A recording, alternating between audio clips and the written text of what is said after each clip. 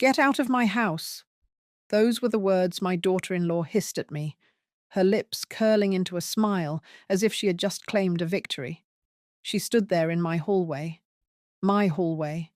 her hand resting smugly on the banister, and she said it again, louder this time. The $3.5 million house is ours now. That moment nearly shattered me. But what they didn't know was that I wasn't as helpless as they thought. Hello, my name is Sylvia Grant, and this is my story. Before I begin, I'd love to know where you're watching from. Drop your city or state in the comments below. I'll be reading them. Now, let me take you back to the beginning. I was born and raised in Ohio, but when my late husband, Richard, and I married, we moved to the East Coast to chase opportunities. Richard was a contractor, tough hands, gentle heart, and I worked as a school teacher. For years, we pinched pennies, saved carefully, and dreamed of one day owning a home that wasn't just a roof, but a legacy. That dream came true 26 years ago. I remember the day we walked through the arched gates of the house for the first time. The stone facade glowed in the afternoon sun, and the wide wraparound porch seemed to open its arms to us. It was far more than we ever thought we could afford. $3.5 million was a number I could barely wrap my head around back then. But Richard insisted, "This isn't just for us, Sylvia. It's for our children, and their children after them." We signed the papers, and the house became ours. Every scratch on the wood floor, every dent in the old kitchen counter, every flower planted in the backyard was part of our life's story. I can still picture Richard hammering away in the garage, my children running barefoot through the hallways, and me baking pies for the church fundraiser in that big sunlit kitchen. The house wasn't just stone and timber. It was us. When Richard passed 10 years ago, my children rallied around me, or so I thought. My son Daniel, in particular, came by often. He'd mow the lawn, fix things when they broke, and sit with me on the porch to drink iced tea. I thought to myself, this is what family means, standing by each other. Then he met Melissa. At first I was relieved. Melissa was warm on the surface, charming even. She had this way of complimenting me. "Sylvia, you're so strong for living here alone." Or, "You must have so many memories in this house." I welcomed her with open arms, even gave her one of Richard's old books as a gesture of acceptance. She smiled sweetly and thanked me, and I thought, maybe Daniel has found someone who will love him as much as Richard loved me. But as months turned into years, subtle cracks began to show. Melissa's compliments started to feel like rehearsed lines. She'd say things like, "This place must be hard to manage for someone your age," or, "Big houses like this really should have young families in them." I laughed it off at first, thinking she meant no harm. But something about the way her eyes lingered on the crown molding, the grand staircase, the backyard pool, it unsettled me. I tried to ignore it. I told myself, "Sylvia, you're being paranoid. She's just admiring the house." But then, little by little, her presence in my home began to feel less like a guest and more like an intrusion. Melissa would rearrange my furniture without asking. One afternoon, I came home from church to find my grandmother's rocking chair shoved into the garage, replaced by some glossy white armchair that looked like it belonged in a showroom. When I confronted her, she laughed. "Oh, I thought it would modernize the room. You don't mind, do you?" Daniel didn't say a word. He just shifted uncomfortably, avoiding my eyes. That silence hurt more than Melissa's arrogance. Still, I let it go. After all, Daniel was happy, and I didn't want to cause friction. I thought, what's a chair compared to peace in the family? But I underestimated Melissa. The comments became bolder. At a family barbecue, she poured herself a glass of wine, looked around the patio, and announced loudly, "One day, all this will be ours." Everyone laughed nervously, but I felt my chest tighten. Richard's voice echoed in my head. "Protect this house, Sylvia." It's yours. I brushed it off again, but I should have known that Melissa wasn't joking. Looking back now, I see the signs clearly. She wasn't just admiring the house, she was laying claim to it. She was planting seeds, preparing Daniel to believe that what was mine was rightfully theirs. And I, blinded by my desire for peace, let it slide again and again. I didn't know then how far Melissa would go. I didn't know that one day she would stand in my hallway, look me dead in the eye, and tell me to get out of my own home. But as much as that moment broke me, it also lit a fire I didn't know I still had. Because if Melissa thought she had already won, she was about to learn just how wrong she was. I've always believed that a home reflects the heart of the person who lives in it. Mine was filled with years of laughter, warm suppers, and even the occasional slammed door from my children during their teenage years. But once Melissa entered my life, the house began to feel colder, not because of the bricks and mortar, but because of her presence seeping into every corner. It began innocently enough, a suggestion here, a remark there. Melissa had a way of disguising her criticisms in syrupy tones. "This dining table is lovely, Sylvia," she'd say, running her hand along the oak. "But don't you think it's a little dated? Maybe something sleeker would look better." I would smile, politely, though inside I bristled. That table wasn't just furniture. It was where Richard carved the Thanksgiving turkey every year, where Daniel and his sister used to do their homework, where family prayers were whispered before meals. But Melissa didn't see history. She saw possessions. Soon, her comments became less about updating and more about ownership. She'd stroll through the living room with Daniel by her side, gesturing like a real estate agent.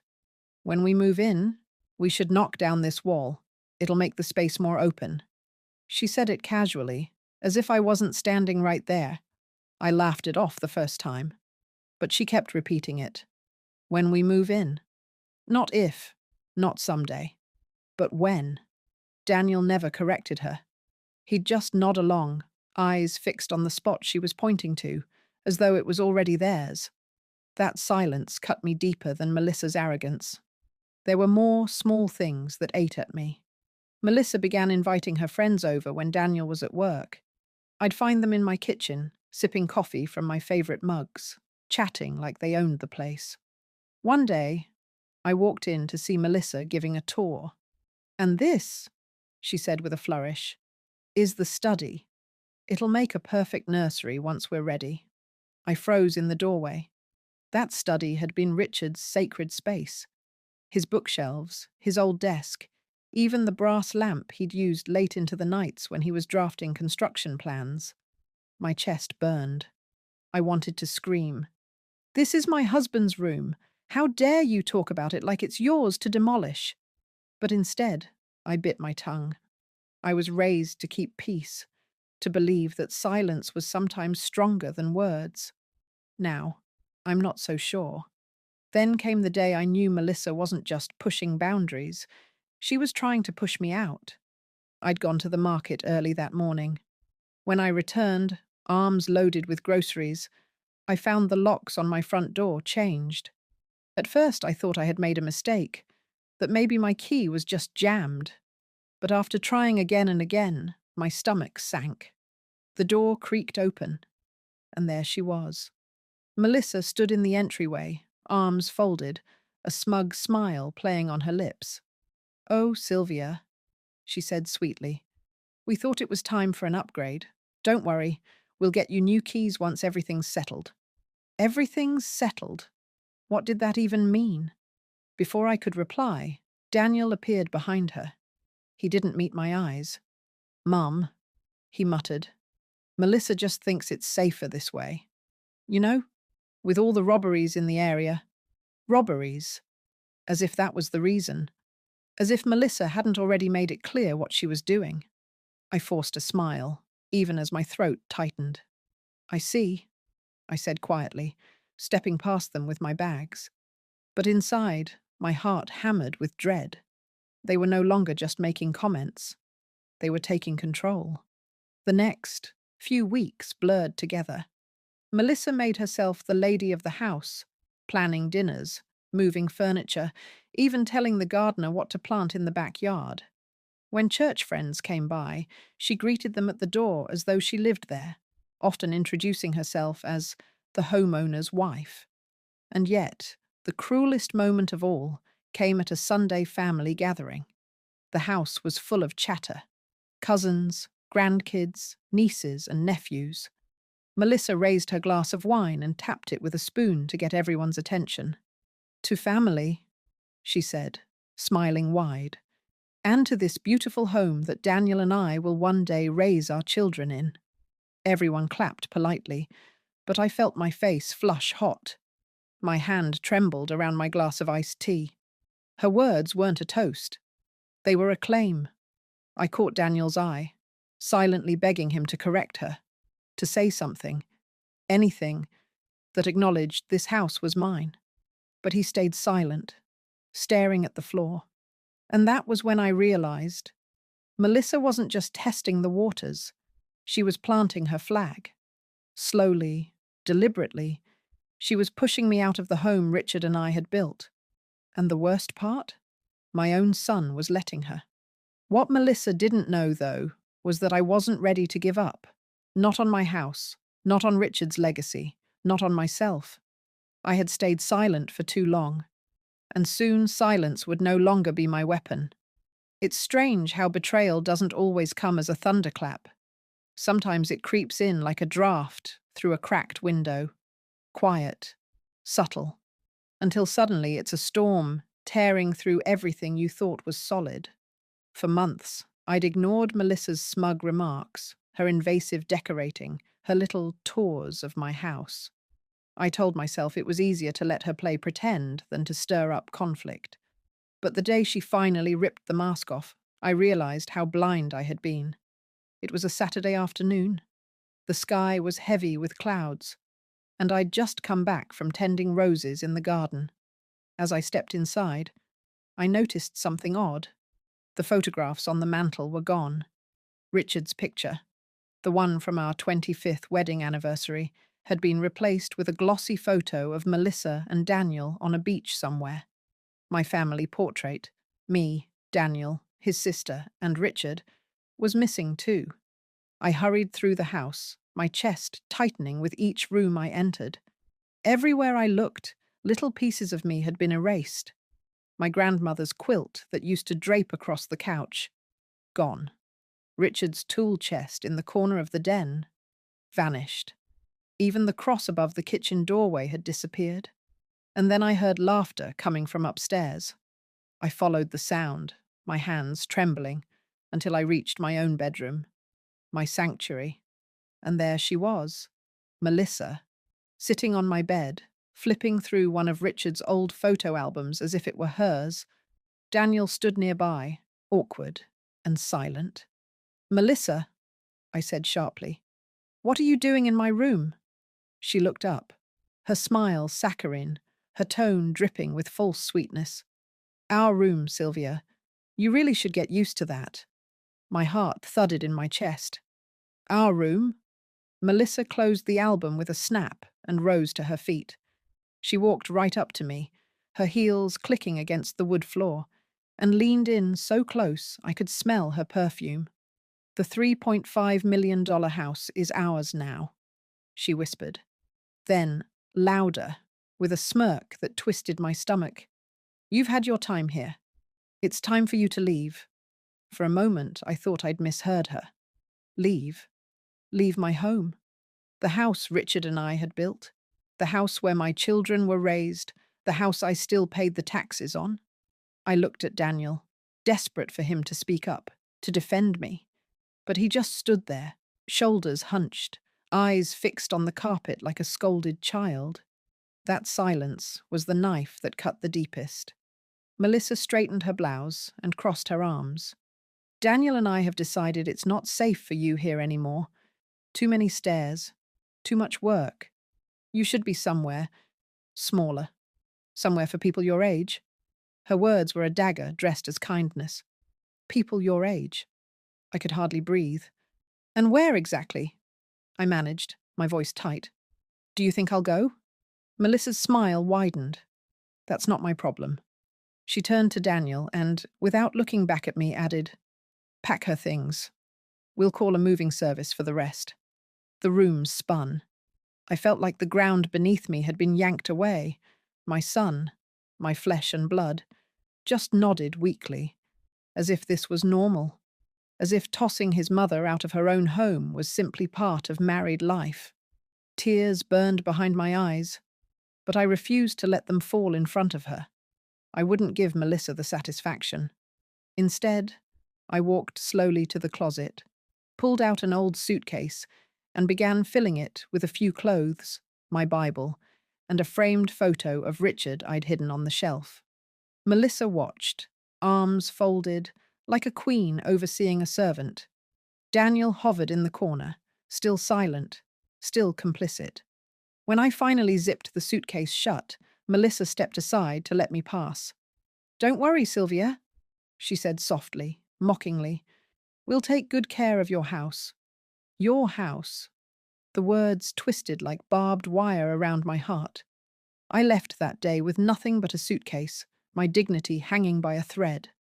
I stepped onto the porch, the same porch where Richard and I had shared countless sunsets, and for the first time in my life, I felt like a stranger in my own home. The door closed behind me with a finality that echoed through my bones. I heard the lock click, shutting me out. As I stood on the sidewalk with my suitcase, the storm clouds finally broke, and rain began to fall. I let it soak me, too numb to care. But deep inside, beneath the grief and betrayal, a spark flickered. Melissa thought she'd won. She thought she had stripped me of everything. But what she didn't know, what Daniel had clearly forgotten, was that the deed to the house, the very paper that proved ownership, was still in my name. And that spark of truth was about to become a fire neither of them could control. The night I left my house, I stayed in a small, run-down motel on the edge of town, the kind of place with flickering neon signs and paper-thin walls where every creak in the hallway reminded you that you didn't belong. I sat on the edge of the bed, staring at my suitcase, still damp from the rain. My whole life, 68 years of memories, photographs, and heirlooms, had been reduced to a few pieces of clothing and one framed picture of Richard. That night, I cried, not just for the betrayal, but for the silence, for Daniel's silence, my son, who once held my hand crossing busy streets, who used to call me Mama when he was sick. He stood there and let her kick me out. That hurt more than Melissa's words ever could. But as dawn broke and sunlight spilled across the dingy motel carpet, something shifted inside me. I wasn't done. Not by a long shot. Melissa thought she'd buried me under humiliation. She thought I'd crawl away quietly, ashamed and broken. She didn't know me. I remembered Richard's words the day we signed for the house. His hands were calloused, ink smudged on the deed as he slid it across the desk for my signature. Sylvia, he said firmly, this house will always be yours. Promise me you'll never sign it away, no matter who asks. Protect it. Protect yourself. And I had kept that promise.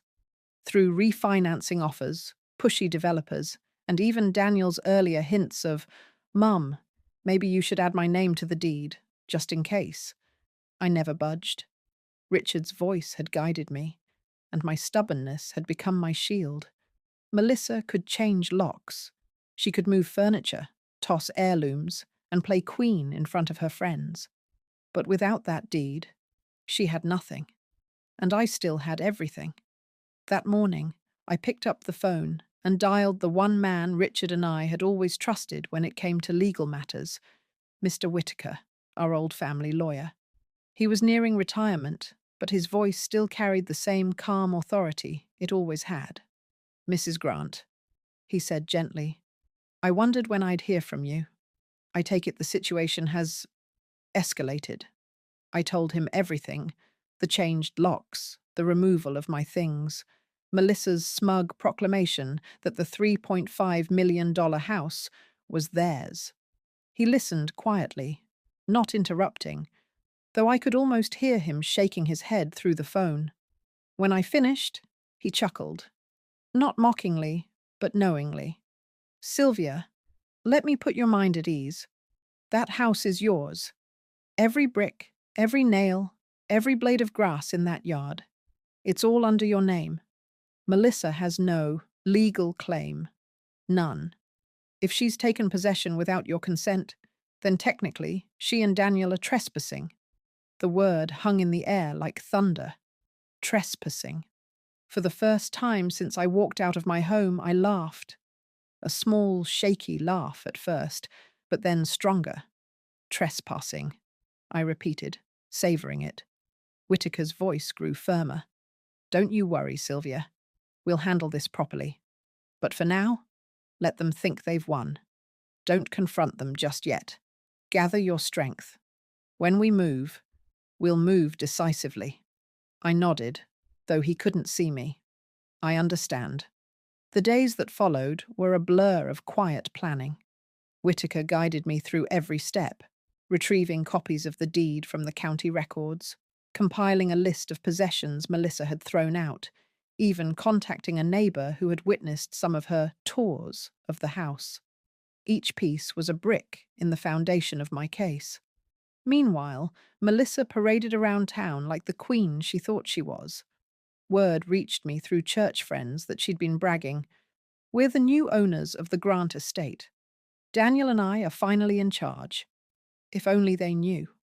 Daniel texted me once during this time. Just once. His words were colder than I ever imagined they could be. "Mum, please don't fight this. Melissa deserves the house. You can't live there forever. Just move on." I stared at the message for a long time, tears blurring the screen. My son, my flesh and blood. He had chosen her over me. But instead of breaking me, those words hardened me. If Daniel thought I would roll over, he was mistaken. Each night in that cramped motel, I studied the deed, running my fingers over my own signature. It wasn't just a piece of paper. It was Richard's promise. My promise. My weapon. Melissa had forced me out of my home with cruelty and arrogance. But soon, I would return. Not as a victim, but as the rightful owner. And when that day came, the look on her face would be worth every sleepless night. Every day away from my house felt like a knife twisting in my chest. I woke in the motel to the hum of traffic instead of the sound of birds in my backyard. I cooked oatmeal on a wobbly electric burner instead of in my sunlit kitchen. I sat on a bed that smelled of bleach instead of the quilt Richard and I had shared. Melissa might have taken my comfort, but she hadn't taken my resolve. Mr. Whitaker's advice echoed in my mind. Don't rush. Let them think they've won. The law is on your side. Those words became my anchor. So I waited. And while I waited, I gathered everything I could. The first step was securing proof of ownership. Whitaker helped me obtain certified copies of the deed.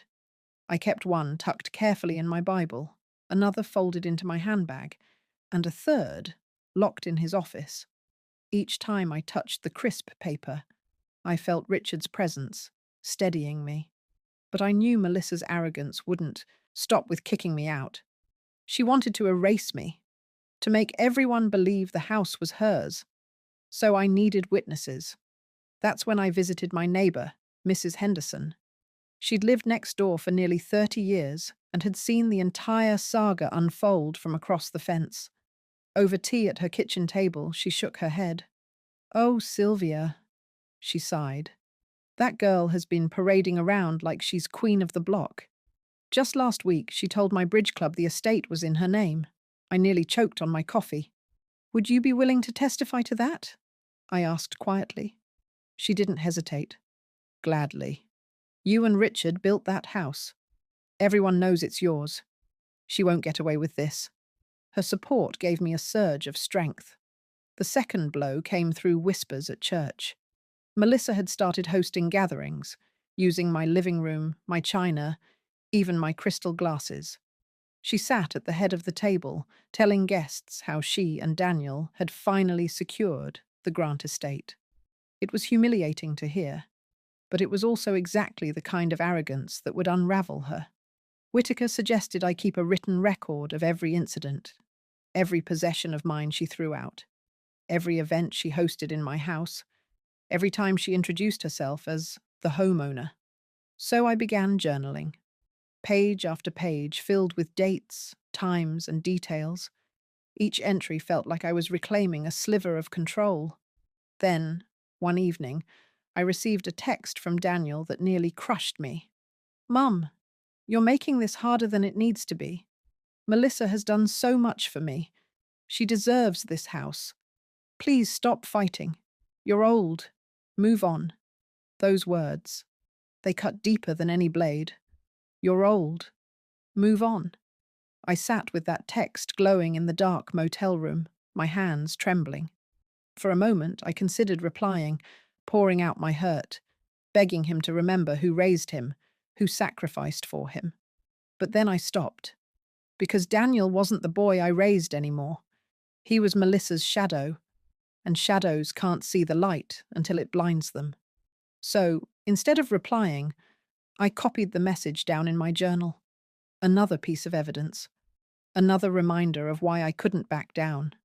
As the days passed, I stopped feeling like a victim in exile and started feeling like a warrior preparing for battle. Each detail I collected, each memory I recorded, each witness I secured, it all built toward the inevitable moment of truth. Melissa thought I was gone for good. She thought I was somewhere licking my wounds while she drank wine in my dining room.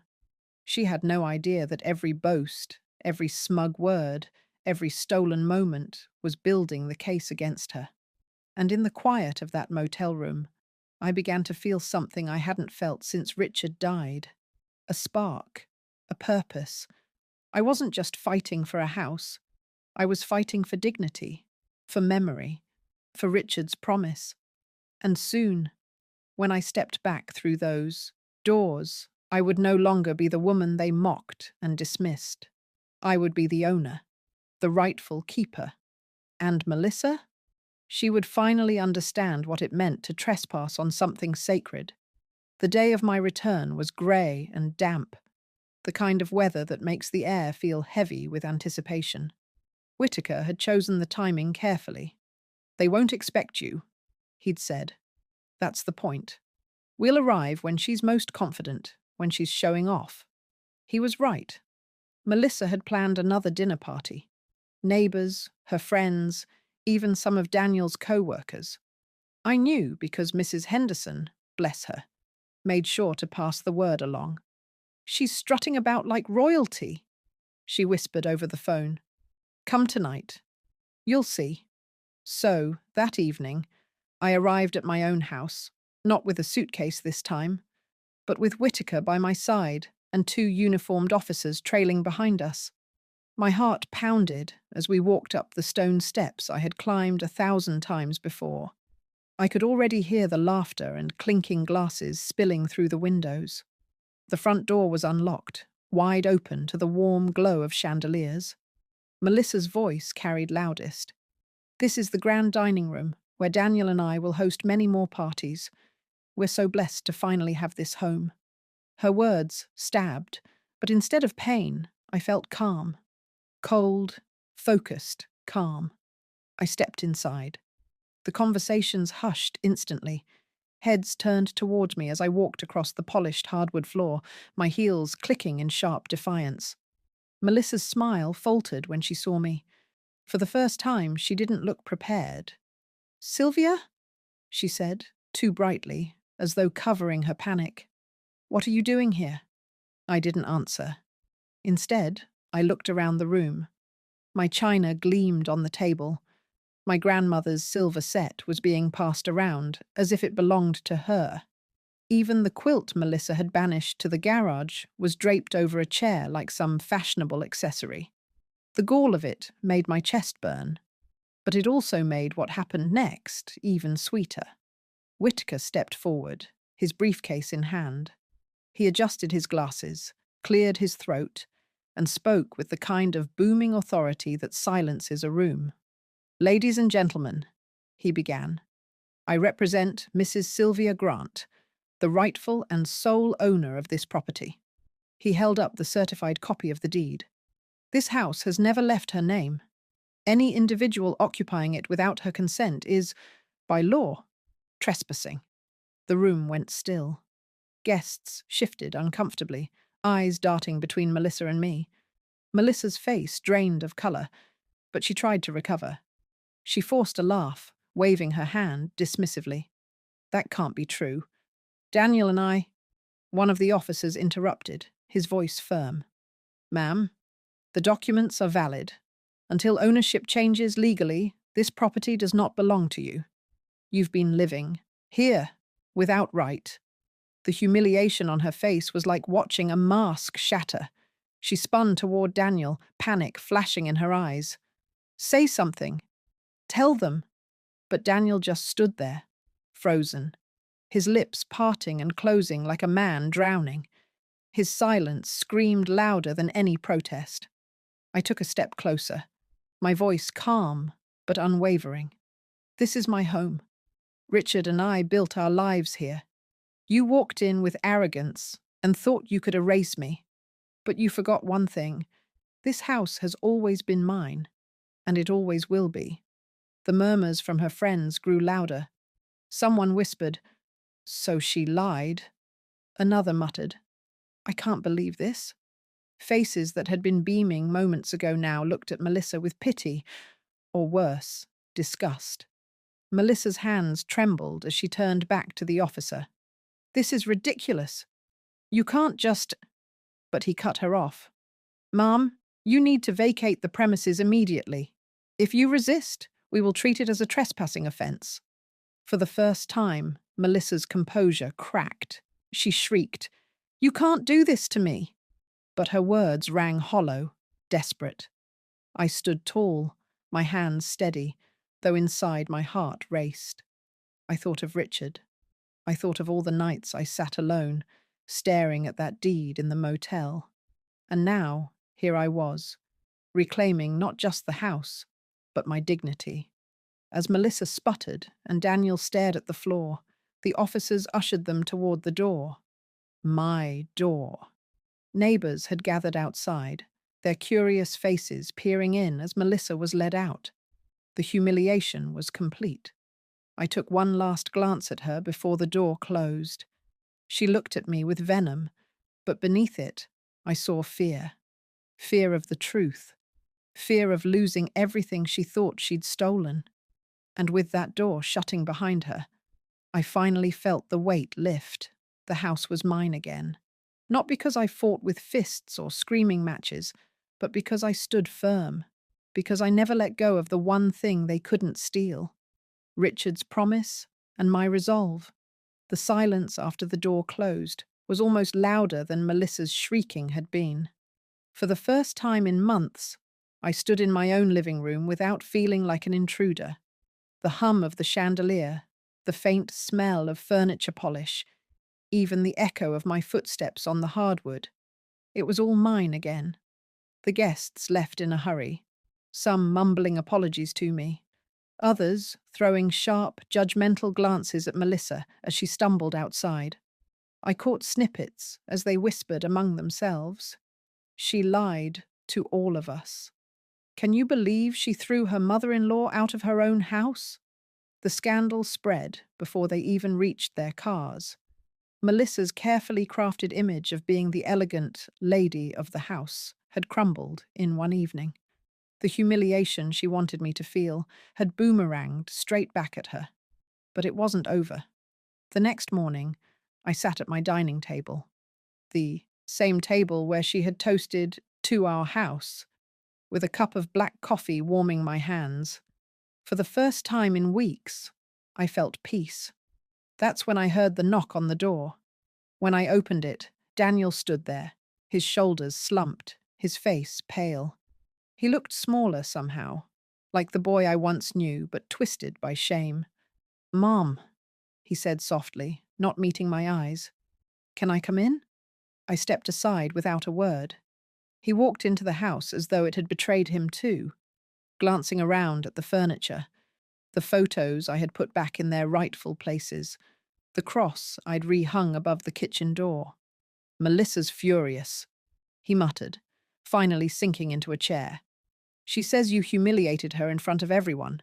She's threatening to sue." I sat across from him, calm.